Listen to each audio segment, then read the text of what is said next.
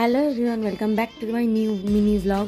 তো আজকে না সকাল সকাল মা বাবারা চলে এসেছিলো। অ্যাকচুয়ালি সকাল না, 12টার পরেই এসেছিলো। আজকে আমাদের সন্ধেবেলা একটা ইনভিটেশান আছে, সেই ইনভিটেশানে যাওয়ার জন্যই মা বাবা এসেছিলো। তো সন্ধেবেলা আমরা রেডি হয়ে চলে যাচ্ছি সেই ইনভিটেশানে। অ্যাকচুয়ালি আজকে রিয়া আর আন্দ্রেয়া, মানে আমার মাস্তুতো দিদির মেয়ে আর তার হাজব্যান্ডের ম্যারেজ অ্যানিভার্সারি। যদিও আমার মাস্তুতো দিদির মেয়ে হয়, মানে আমার বোনঝি হয়, কিন্তু ও কিন্তু আমার থেকে 4 বছরেরই ছোট। আমরা এত মানে আমাদের মাসি মামা না, যার জন্য ভাই বোনেদের এজের গ্যাপগুলো অদ্ভুত, আর মাসি আর তার সঙ্গে বোনঝিদের এজের গ্যাপগুলো অদ্ভুত। তা আমরা ইনভিটেশনে এসেছিলাম টলিগঞ্জ ক্লাবে। তো এখানেই ফার প্যাভিলিয়নে আমাদের ইনভিটেশন ছিল, আর মা বাবাও আমাদের সঙ্গে চলে এসেছিলো, কারণ মা বাবার আমাদের সঙ্গে আসাটাই একটু সুবিধা ছিল। সকালবেলা আমার জামাইবাবু এসে মা বাবাকে দিয়ে গেছিলো। তো এই হচ্ছে আমাদের কাপল, আমাদের ওজি কাপল, যাদের অ্যানিভার্সারিতে আমরা এসেছিলাম।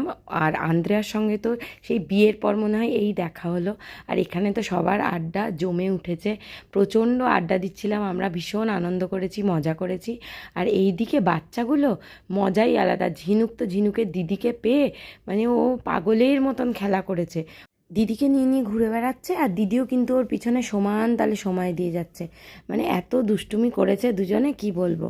কিন্তু মাম্বো অত দুষ্টুমি করেনি, আমার মেয়েই ওকে নিয়ে নিয়ে ঘুরে বেরিয়েছে। এখানে ঝিনুকের আর এক দাদার সঙ্গে দোলনা চড়ছে। এরা মানে 1 বছরের ছোট বড়, কিন্তু ভীষণ আনন্দ করেছে। মেসোর সঙ্গে এসে দোলনা চড়ছিল। এইদিকে আমরা এরপর খেতে চলে এসেছিলাম, ডিনার করে তারপরে বাড়ির পথে রওনা। এদিকে দিদিরাও চলে এসছে, দিদিরাও গাড়ি করে চলে যাবে, আর দিদিদের সঙ্গে মা বাবাও চলে যাবে। এদিকে তুলিও চলে যাচ্ছে, তুলি রেণুমাসি ওরাও বাড়ি চলে যাচ্ছে। আর এরপর আমরাও গাড়িতে উঠে বাড়ির উদ্দেশ্যে রওনা দিয়েছিলাম। তো এইভাবেই আজকের দিনটা কাটলো। এই মিনি ব্লগটা এখানেই শেষ করছি।